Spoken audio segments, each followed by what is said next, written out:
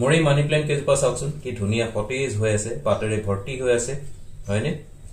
সচৰাচৰ বাৰিষাৰ দিনত মানি প্লেণ্ট এনেকুৱা হৈ থাকে, জোপোহা হৈ থাকে, পাতেৰে ভৰ্তি হৈ থাকে, সতেজ হৈ থাকে।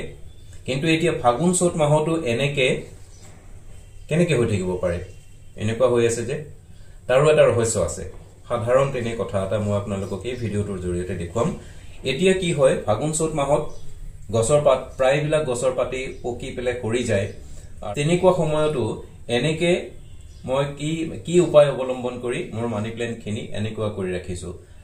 মই যেটো উপায় দেখুৱাম সেইটো উপায় যদি আপোনালোকে অৱলম্বন কৰিব পাৰে তেনেহলে আপোনালোকৰ মানি প্লেণ্ট বা পথোজ বিলাক ইমান ধুনীয়া হৈ থাকিব আৰু আপোনালোকৰ ঘৰখন সুন্দৰ কৰি ৰাখিব। মানি প্লেণ্টৰ এটা বিশেষত্ব কি জানেনে? ই এবিধ খুব ভাল এয়াৰ পিউৰিফায়াৰ।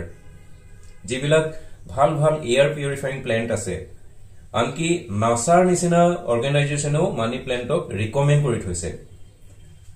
নাছাই বহুত বিধ গছ ৰিকমেণ্ড কৰিছে আমাৰ ঘৰৰ ভিতৰত ৰাখিব পাৰি বুলি পেলাই এয়াৰ পিউৰিফাইং প্লেণ্ট হিচাপে। তাৰে ভিতৰত অন্যতম এবিধ হৈছে এবিধ পথোজ বা মানি প্লেণ্ট।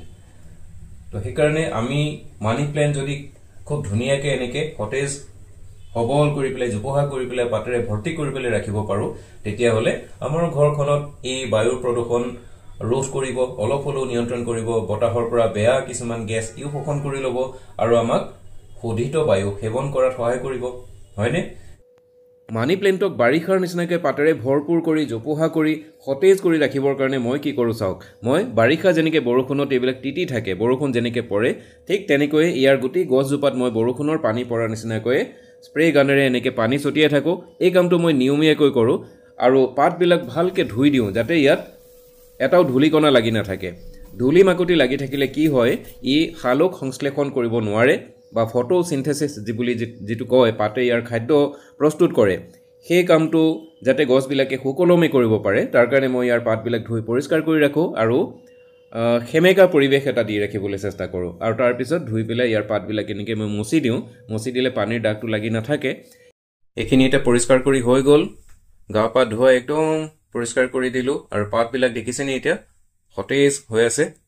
আৰু এতিয়া ইয়াক নিৰ্দিষ্ট ঠাইত মই থৈ দিম। আপোনালোকেও আপোনালোকৰ সুবিধা অনুসৰি মানি প্লেণ্ট সজাই ৰাখিব পাৰে। মই ক'ত ৰাখিছোঁ চাওক। এনেকৈ মোৰ পাকঘৰৰ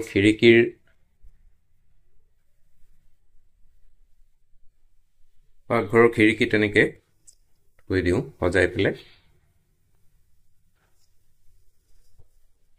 বাছ হৈ গ'ল।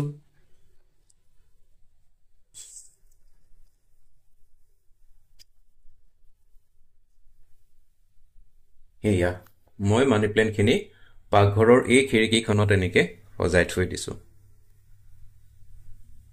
বাহিৰৰ পোহৰটোৰ কাৰণে অলপমান গছখিনিৰ ভিতৰ চাইডটো আন্ধাৰ দেখা গৈছে।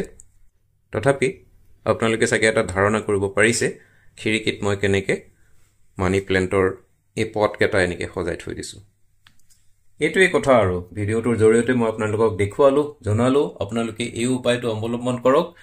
আপোনালোকৰ মানি প্লেণ্টখিনি এনেকৈ মোৰ নিচিনাকৈ খুব ধুনীয়া হৈ থাকিব। ফাগুন চ'ত মাহতো মানি প্লেণ্ট বাৰিষাৰ নিচিনা সতেজ সবল হৈ থাকিব আৰু আপোনালোকৰ ঘৰৰ বায়ু প্ৰদূষণ ৰোধ কৰাত ই সহায় কৰিব। ভিডিঅ'টো শেষলৈকে চোৱাৰ কাৰণে ধন্যবাদ। আপোনালোক সুস্থ সবল হৈ থাকক, সুন্দৰ হৈ থাকক।